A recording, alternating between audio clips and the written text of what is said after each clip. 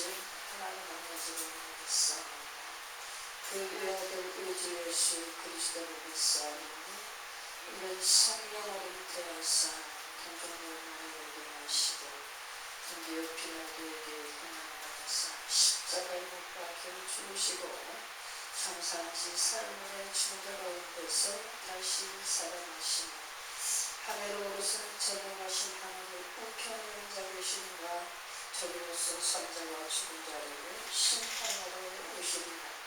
성령을 믿사오며 거룩한 공예와 승부와서 교통하는 것과 죄를 사하여 주시는 것과 동일하신 사는 것과 영원히 사는 것을 믿사옵나이다. 아멘.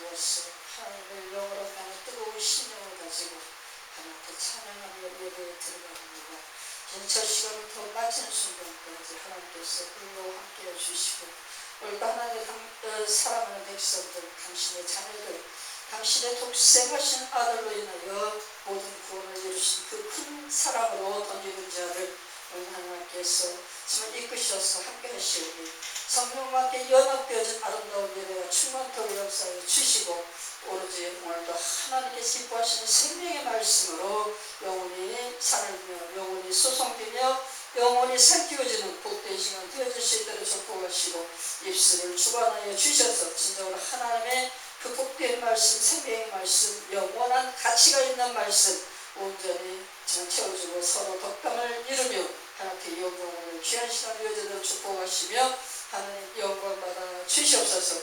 오늘도 우리를 구원하신 예수 그리스도를 받들어 기도하옵나이다. 아멘.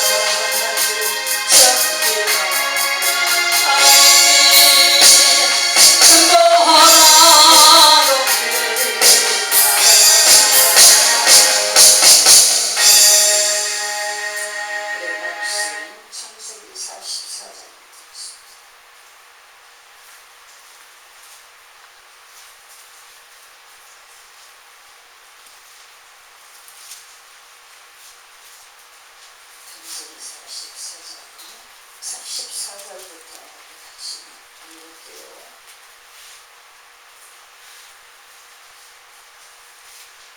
창세기 44장 14절부터 같이 읽을게요.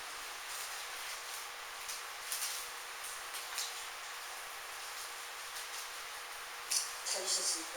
아까보겠습니다. 유다와 그의 형제들이 요셉의 집에 이르니 요셉이 아직 그곳에 있는지라 그의 앞에서 땅에 엎드리니 요셉이 그들에게 이르되 너희가 어찌하여 이런 일을 행하였느냐 나 같은 사람이 정을 잘 치는 줄을 너희는 알지 못하였느냐. 유다가 말하되 우리가 내 주께 무슨 말을 하오리이까 무슨 설명을 하오리이까 우리가 어떻게 우리의 정직함을 나타내리이까 하나님이 종들의 죄악을 찾아내셨으니 우리와 이 자리에 발견된 자가 다 주의 노예가 되겠나이다. 요셉이 이르되 내가 결코 그리하지 아니하리라. 자네 그 손에서 발견된 자만 내 종이 되고 너희는 평안히 너희 아버지께로 도로 올라갈 것이니라. 유다가 그에게 가까이 가서 이르되 내 주여 원하건대 당신의 종에게 내 주의 귀에 한 말씀을 아뢰게 하소서. 주의 종에게 노하지 마소서. 주는 바로와 같으심이니이다. 이전에 내 주께서 종들에게 물으시되 너희는 아버지가 있느냐 아우가 있느냐 하시기에 우리가 내 주께 아뢰되 우리에게 아버지가 있으니 노인이요 또 그가 노년에 얻은 아들 청년이 있으니 그의 형은 죽고 그의 어머니가 남긴 것은 굿뿐이므로 그의 아버지가 그를 사랑하나이다 하였더니 주께서도 종들에게 이르시되 그를 내게로 데리고 내려와서 내가 그를 포개하라 하시기로 우리가 내 주께 말씀드리기를 이 아이는 그의 아버지를 떠나지 못할지니 떠나면 그의 아버지가 죽겠나이다. 주께서 또 주의 종들에게 말씀하시되 너희 막내 아우가 너희와 함께 내려오지 아니하면 너희가 다시 내 얼굴을 보지 못하리라 하시기로 우리가 주의 종 우리 아버지에게로 도로 올라가서 내 주의 말씀을 그에게 아뢰었나이다. 그 후에 우리 아버지가 다시 가서 곡물을 조금 사오라 하시기로 우리가 이르되 우리가 내려갈 수 없나이다. 우리 막내 아우가 함께 가면 내려가려니와 막내 아우가 우리와 함께 가지 아니하면 그 사람의 얼굴을 볼 수 없음이니이다. 주의 종 우리 아버지가 우리에게 이르되 너희도 알거니와 내 아내가 내게 두 아들을 낳았으나 하나는 내게서 나갔으므로 내가 말하기를 틀림없이 찢겨 죽었다고 내가 지금까지 그를 보지 못하거늘 너희가 이 아이도 내게서 데려가려 하니 만일 재해가 그 몸에 미치면 나의 흰머리를 슬퍼하며 스올로 내려가게 하리라 하니 아버지의 생명과 아이의 생명이 서로 하나로 묶여 있거늘 이제 내가 주의 종 우리 아버지에게 돌아갈 때에 아이가 우리와 함께 가지 아니하면 아버지가 아이의 없음을 보고 죽으리니 이같이 되면 종들이 주의 종 우리 아버지가 흰머리로 슬퍼하며 스올로 내려가게 함이니이다. 주의 종이 내 아버지에게 아이를 탐복하기를 내가 이를 아버지께로 데리고 돌아오지 아니하면 영영이 아버지의 죄짐을 지리이다 하였사오니 이제 주의 종으로 그 아이를 대신하여 머물러 있어 내 주의 종이 되게 하시고 그 아이는 그의 형제들과 함께 올려 보내소서. 그 아이가 나와 함께 가지 아니하면 내가 어찌 그 아버지에게로 올라갈 수 있으리까. 두렵건대 재해가 내 아버지에게 미침을 보리이다. 아멘.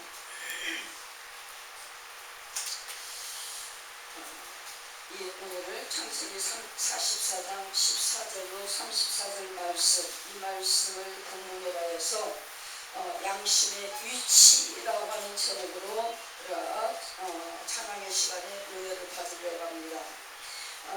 예화의 본문은 전도서 7장 29절, 8장 15절입니다. 전도서를 들어가서 7장 29절과 8장 15절 같이 잠깐 간단하게 보겠습니다. 7장 29절을 보니까 뭐라고 써져 있습니까? 내가 깨달은 것은 오직 이것이라. 곧 하나님은 사람을 정직하게 지으셨으나 사람이 많은 꾀들을 낸 것이니라. 8장 15절을 보니까 뭐라고 써 있습니까? 이에 내가 희락을 찬양하노니 이는 사람이 먹고 마시고 즐거워하는 것보다 더 나은 것이 해 아래에는 없습니다. 하나님이 사람을 해 아래에서 살게 하신 날 동안 수고하는 일 중에 그러한 일이 그와 함께 있을 것이라. 아멘.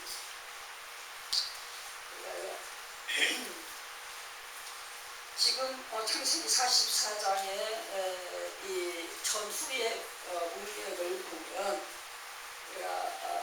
요셉을 시기심으로 인하여서 구덩이에 빠뜨려서 죽이려고 했다가 그 노예가 되어서 팔려가는 그런 역사가 있게 되어지는 그 가운데에 나중에 후에 요셉과 그 11형제가 만나게 되는 그 장면 속에 하나님이 주신 요셉의 그 영몽 이것이 이루어지고 하나님의 뜻이 이루어지는 그 역사의 배경이 지금 그려지는 사건 속에서 지금 이들이 자기들이 죽이려고 했던 그 동생 11째 동생을 갖다가 만남에도 불구하고 이 동생을 알아보지를 못하는 거예요. 17이나 한 20살 정도 나이에 팔려간 그 얼굴이면 30이 뒤면 얼굴이 조금만 바뀌어도 자세히 바라보면 자기 형제를 구분할 수 있는 정도의 그 정리는 됩니다. 그런데 아무도 이 10형이 요셉 앞에 와가지고 아무도 그 동생 요셉을 못 알아봤다는 것이죠. 이런 부분에서 영적 무지함과 영안의 어두움, 성령 안에서 살지 못함의 그 모습이 우리가 확연하게 볼 수가 있는 거죠.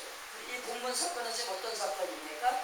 은잔을 가지고 이 요셉이 지난날에 자기 형들의 모든 것들을 다 알고 있으므로 그들의 인성을 파악하기 위한 시험하는 그런 장면을 우리가 볼 수가 있어요. 이 은잔 사건을 통해서 드러나는 그 대표적인 시므온의 인성. 우리 본문에서 볼 때는 굉장히 효자고 엄청 형제 우애가 좋은 아주 정직한 사람으로 자기 자신을 부각시키고 표현하는 모습을 우리가 볼 수가 있어요. 우리 그죠? 내 안에 지은 죄, 내가 다른 사람이 안 볼 때 지은 죄, 이것은 안 받기, 사람의 눈으로 육안으로는 안 받고 경험을 못했고 체득을 못했기 때문에 보지 못한 이상, 어떤 사건을 알지 못하는 이상 그것을 알면서도 신중에 이것이 100% 맞아 하면서도 말을 할 수 없는 거죠.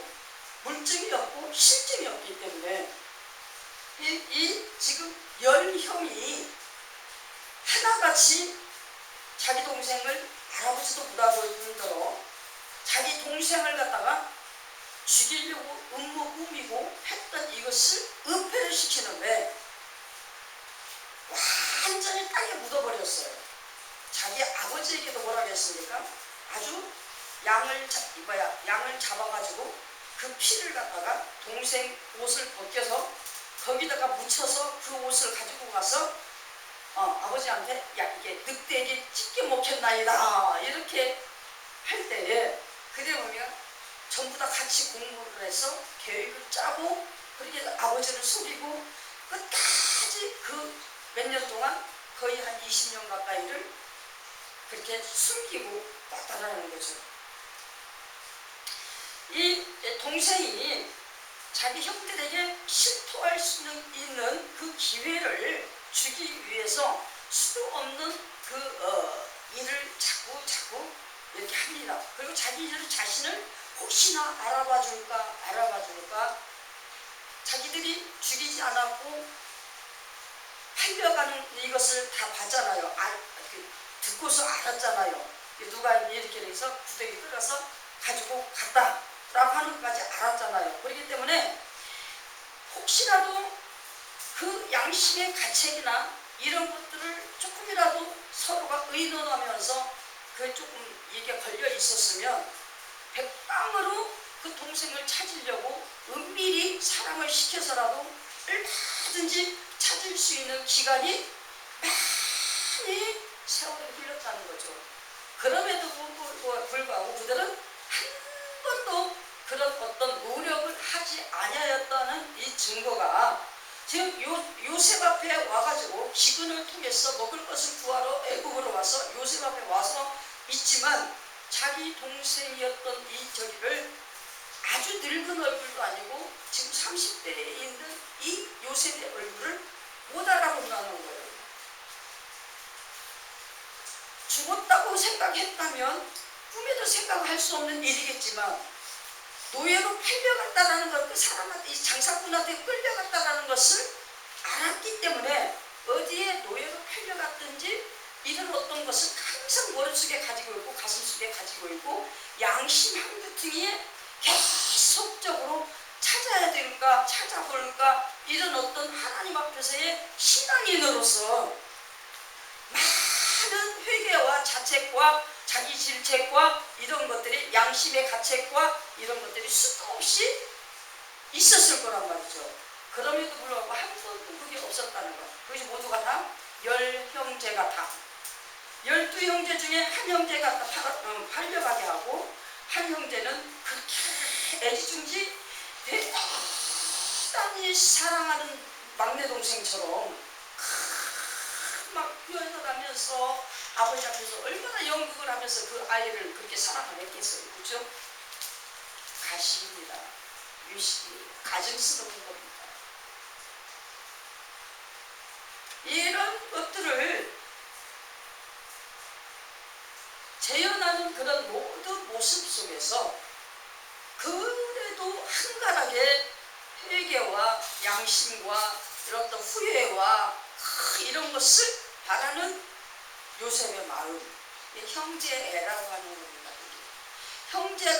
형제 속에서 엄청 자기를 못되게 굴었어도 야속하고 그것이 너무 막 얄밉고 막 미워서 너무 막 힘들고 억울하고 분하고 만나기만 하면 어떻게 할 것 같고 이런 생각을 가지고 있는 그런 적일지라도 그러니까 한가하게 회개와 그때 내가 잘못했다 라고 하는 그 용서 빔 이거 한 가지만 가지면 형제는 서로가 용서가 되어지고 화해가 되어지는 것입니다.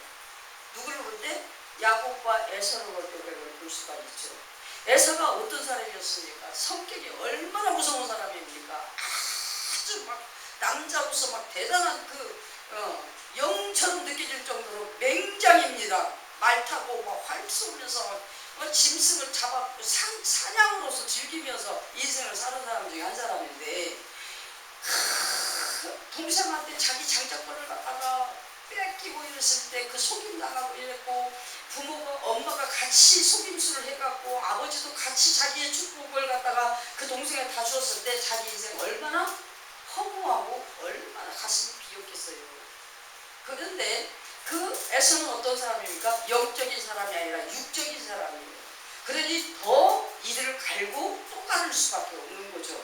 그럼에도 불구하고 어떻게 합니까? 에서가 계속 이 야곱을 죽이려고 막 이를 바득바득 갈면서 기회를 찾고 또 찾았지만 결국 어떻게 했어요?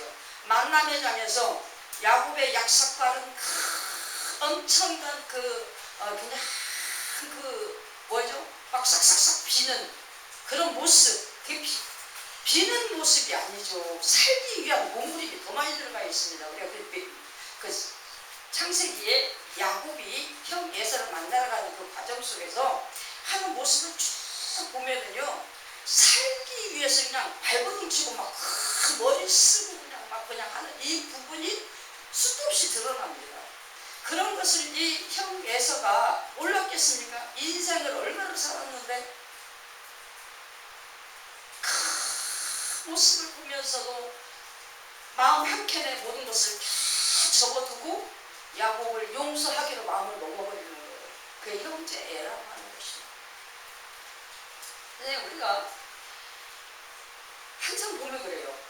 이해를 하는 사람은 끝까지 이해를 하는데 이용을 해먹으려고 하는 사람은 끝까지 이용을 해먹으려고 해요.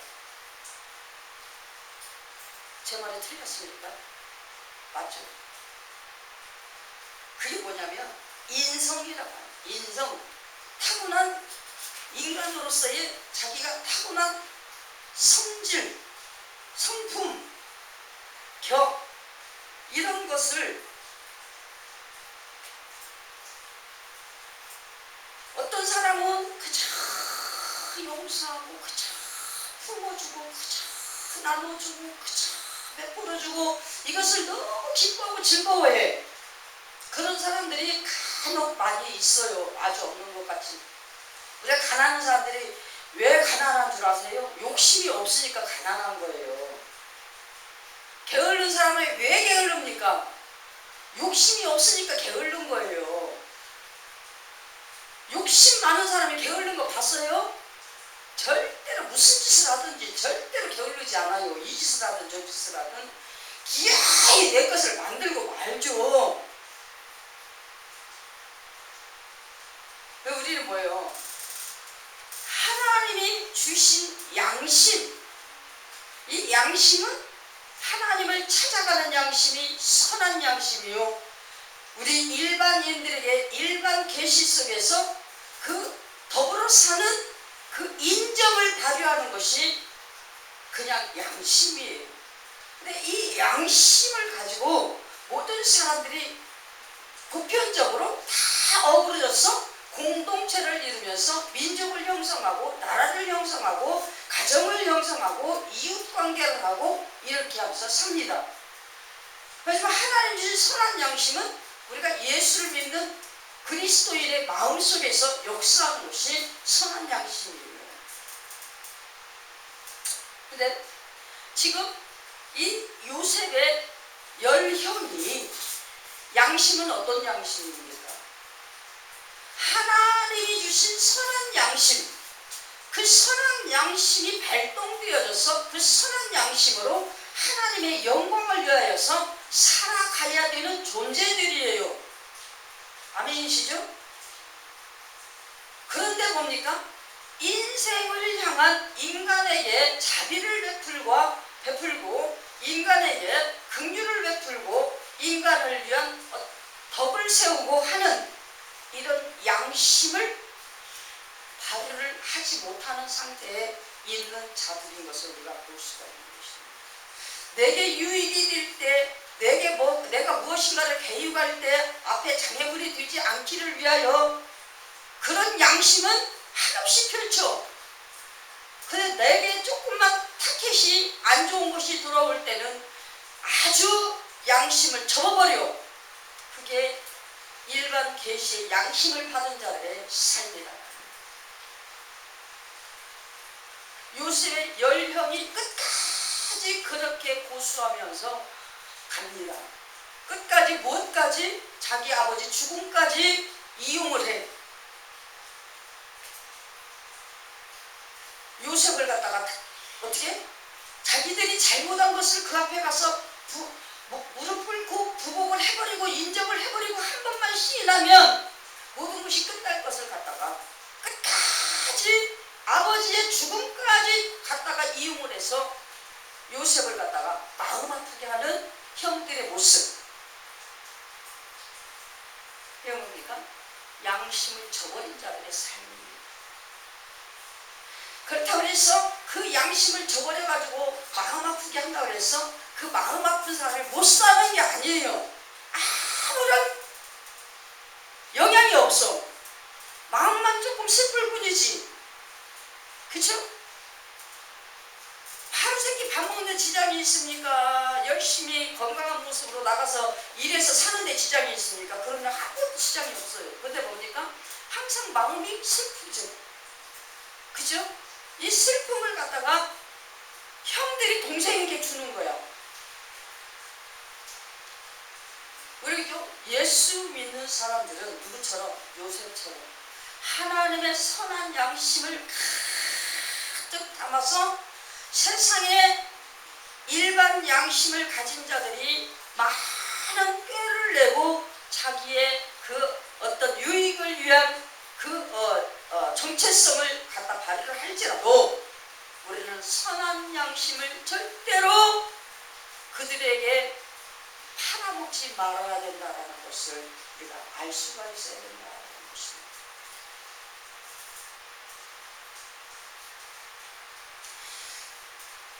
우리 이 모양 저 모양 인생의 모든 삶 속에 전도서 8장 15절 말씀처럼 하나님이 우리에게 하루 세 끼 주셔서 먹고 배부르면서 행복해하는 이 누림, 이것이 가장 기쁜 것이다.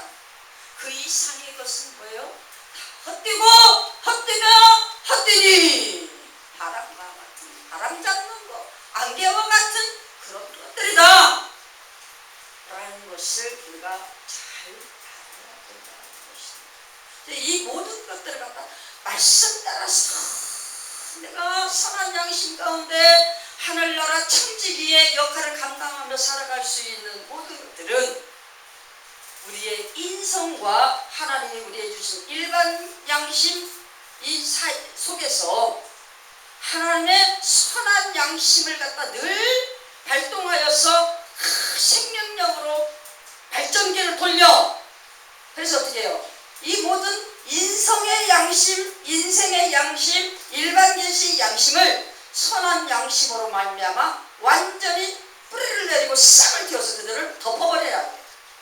그래서 그것을 선한 양심으로 인하여 기뻐하고 감사하면서 모든 세상 정욕의 욕심 탐심을 다 씻어버리고 십자가에 못 박아버리고 예수 그리스도와 함께 신앙의 흔적, 예수 피의 흔적, 십자가의 흔적을 땅에 발자국 심어가면서 하늘나라로 친구나는 우리가 될 수가 있어야 된다. 아멘이십니까? 정말 그렇게 하나님께서 기뻐하시는 선한 양심을 잘 키워가고 그걸로 인하여 천국의 열매를 주렁주렁 맺어가는 저 여러분 되시고 하나님 앞에 늘 영광 돌려서 하나님 앞에 갔었을 때 영광의 면류관, 생명의 면류관, 기쁨의 면류관, 자랑의 면류관 받았을 수 있는 저와 여러분 되시고 예수의 이름으로 축원합니다.